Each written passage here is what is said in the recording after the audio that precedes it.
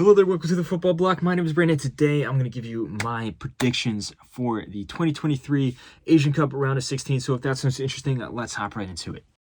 One step beyond.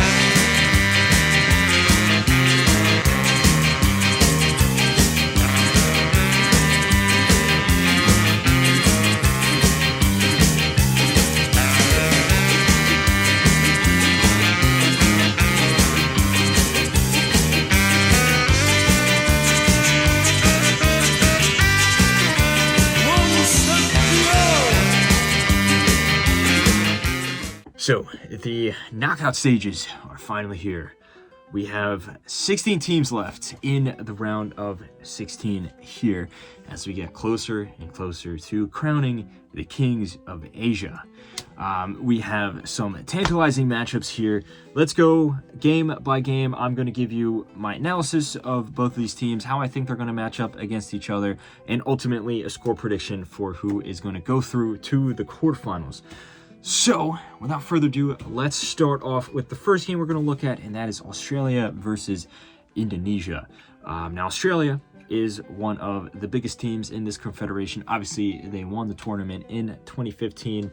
They have been playing well, I would say, in an objective sense, but has been a little underwhelming in comparison to their expectations and how good they can play, or how good we have seen this team play.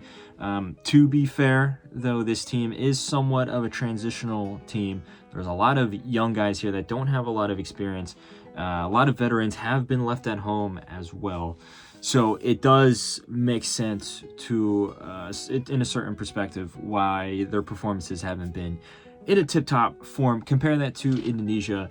And Indonesia is a team that I think did just enough to squeak by and to get to this stage. Now, they were in a very tough group. Of course, they had Japan, who most people had as a tournament favorite heading into the tournament. They had Iraq, who also is having a great tournament so far. And then Vietnam, who is no pushover. The fact that Indonesia was able to make it out of this group when most people thought they would be dead bottom is already a massive achievement within itself. And they have had some good runs of play. Obviously, they were able to equalize against Iraq. They were able to also grab a goal against Japan, and they beat Vietnam. That was a momentous performance there. It was really tight. It was a very close game, but ultimately Indonesia was the better team. However, I do think that if you look at these two teams here, the journey for Indonesia will end here, in my opinion. I think that they are going to give Australia a run for their money, and it's going to be a lot closer than it may seem on paper. But in the end of the day, I think Australia is going to come through 2-1. Like I said, I think it's going to be close. But I do think Indonesia will be able to grab a goal back. The next game that we're going to look at here is Tajikistan versus UAE. UAE is one of the bigger teams in this tournament. I wouldn't necessarily say a title contender, but still, they are one of the more talented teams. They are in the upper echelon of Asian football. They're the host of the last Asian Cup. They got to the semifinals.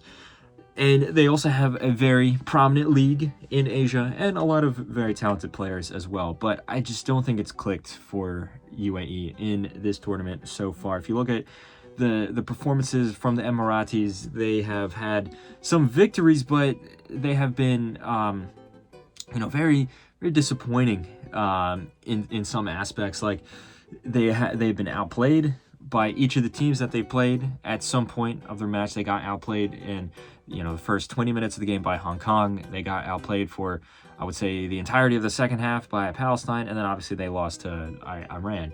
So I don't think that they have a lot to ride on going into this match in terms of morale.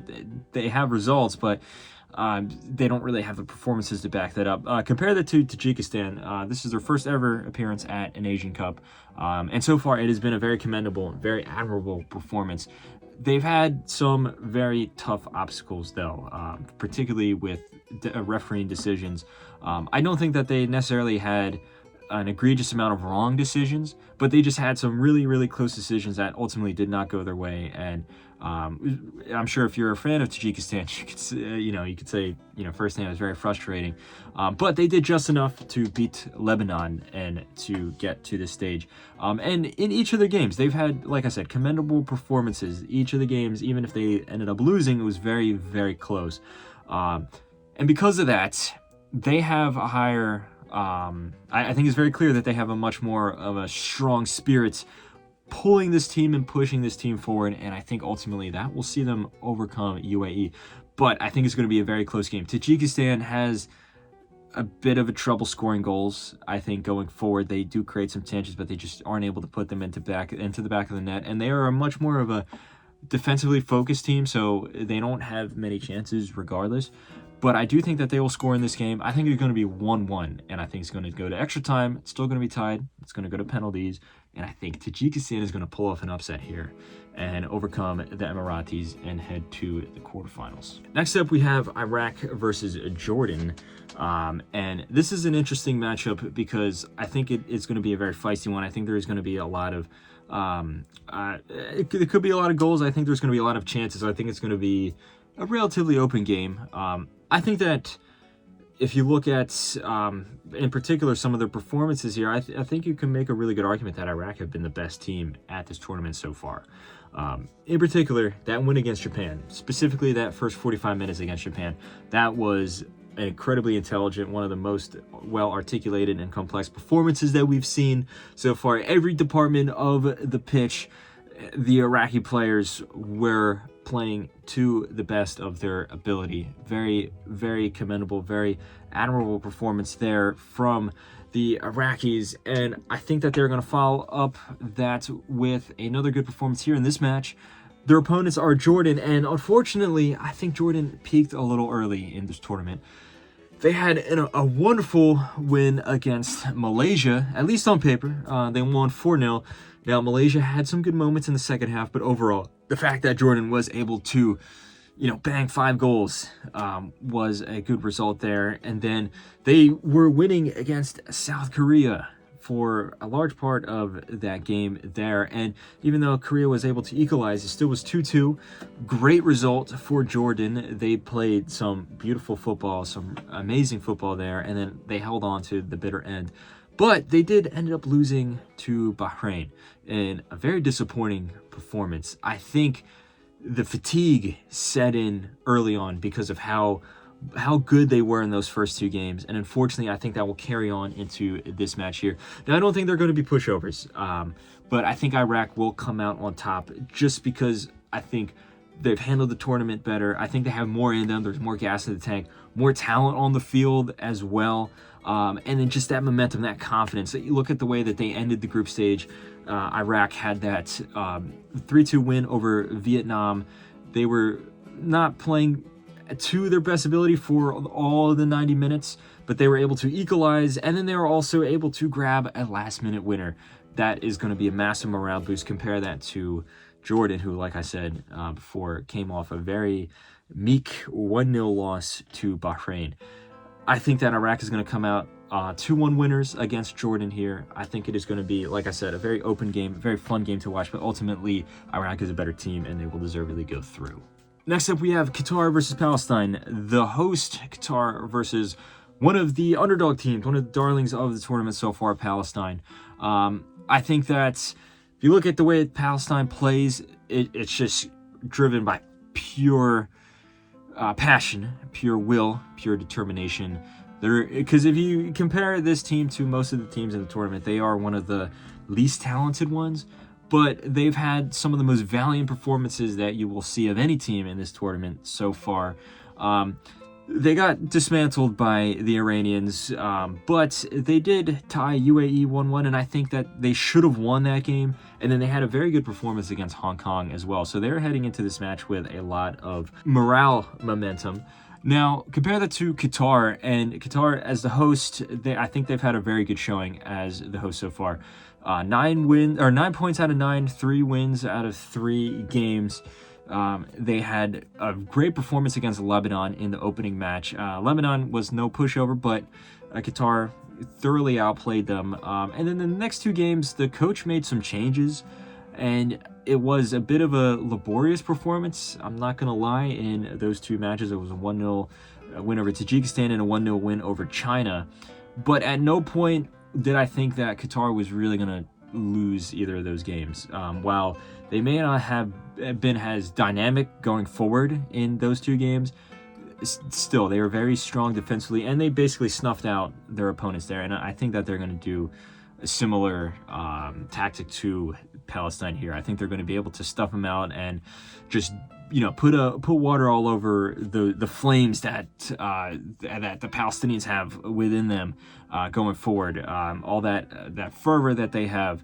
That passion, as I was saying. I think the Qatari, the way that their team is set up, how defensively strong they are, and not just the, their 4 defenders, just the whole team, I think they're going to be able to contain Palestine, and ultimately I think they will come out on top. It's going to be a close victory. I'm going to say that Qatar is going to beat Palestine 1-0. Next up, we have Uzbekistan versus Thailand. Uzbekistan is a team that I think is very, very good going forward, or at least they can be. They're a very exciting team to watch, and they are a team to watch out for in the future as well. They could be one of the best teams in Asia. Thailand, I think, did just enough to squeak by and get through the knockout stage. I don't think that they really have much going for them. There's nothing that really popped off the paper for me watching any of their games. I think that their defense is solid enough, but they are a bit lost in attack, not going to lie. As a result, while I don't think Thailand are going to get blown apart in this game, I do think that Uzbekistan is a clear winner here. I'm going to say Uzbekistan is going to win 2-0 over Thailand. Next up, we have a heavyweight matchup. We have Saudi Arabia versus South Korea. This is a match that probably shouldn't have occurred because South Korea should have topped the group, but they didn't. They finished with 5 points, and then they end up here against Saudi Arabia. South Korea, I think, has had a very underwhelming performance so far here. Yes, they beat Bahrain, but Bahrain had a really good game against them. I think 3-1 is a little generous to South Korea. I think South Korea probably should have lost to Jordan there when you compare the performances between the two teams. And South Korea almost lost to Malaysia in that last match. Despite being statistically the better team in almost every single regard, they just had no composure there. And that's not to say that Saudi Arabia has been the best team in this tournament either. I think that some of the other craziness in this tournament has, let Saudis kind of slip under the radar a little bit, because despite having Roberto Mancini as their coach, they haven't really dazzled or had any luster. They've been very lackluster in this tournament so far. Yes, they did beat Oman, and yes, they did beat Kyrgyzstan, but those two performances were very laborious, very hard, in particular the game against Oman was a very fun game to watch, but Oman really took the game to them. It could have gone either way. The game against Kyrgyzstan, you could say it was more so because of how aggressive their opponents were that Saudi Arabia wasn't able to, really kind of stamp their style onto the match. But then they couldn't even score against Thailand either. So it was, so far I think Saudi Arabia has done enough on paper to get this far, but it's still far below where they should be. So this match, it's two teams that are underperforming going up against each other. And when you compare the two, they both have some issues being consistent in scoring, I would say. Now, South Korea has scored a decent amount of goals so far this tournament, but it's, it's not as electric as it has been in the past. And Son Heung-min in particular, I don't think has been having that good of a tournament. The Saudis, though, not a similar thing up top. When you compare the two teams, the biggest difference is their defense.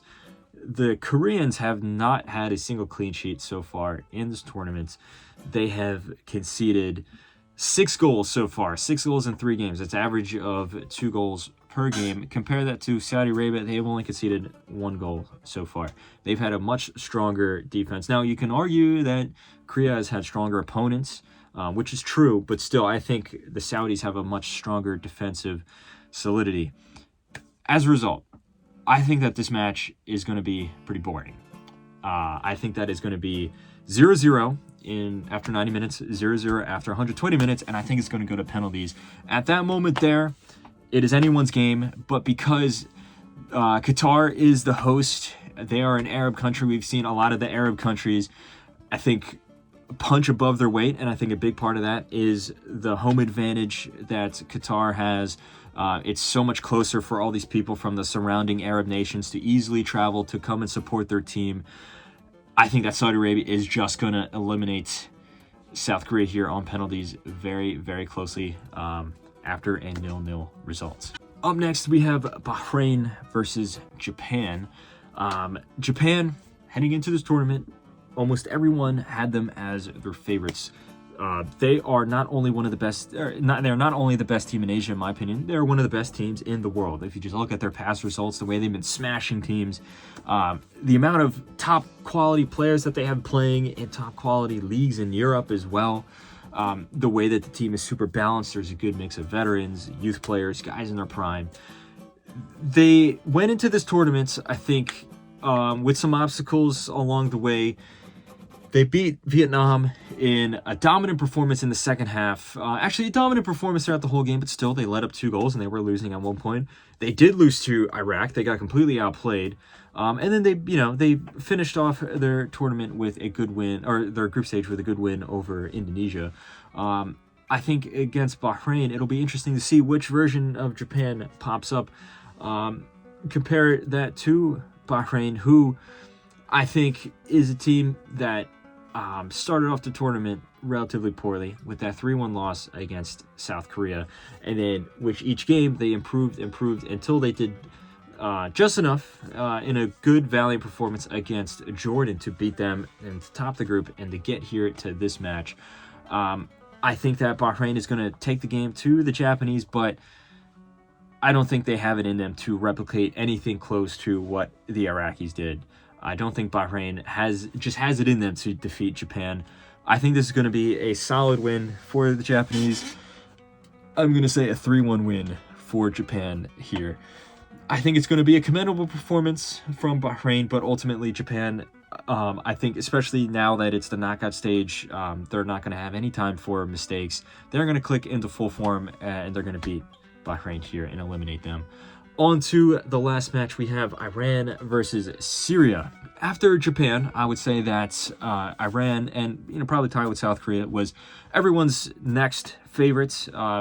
Very talented team, lots of guys playing in Europe as well. Also a very experienced team. They've been at the World Cup. They've gone far in Asian Cups before. And a lot of these guys have been playing together as a unit for a long time as well. Heading into the tournament, they started off with a very, very impressive 4-1 win over Palestine.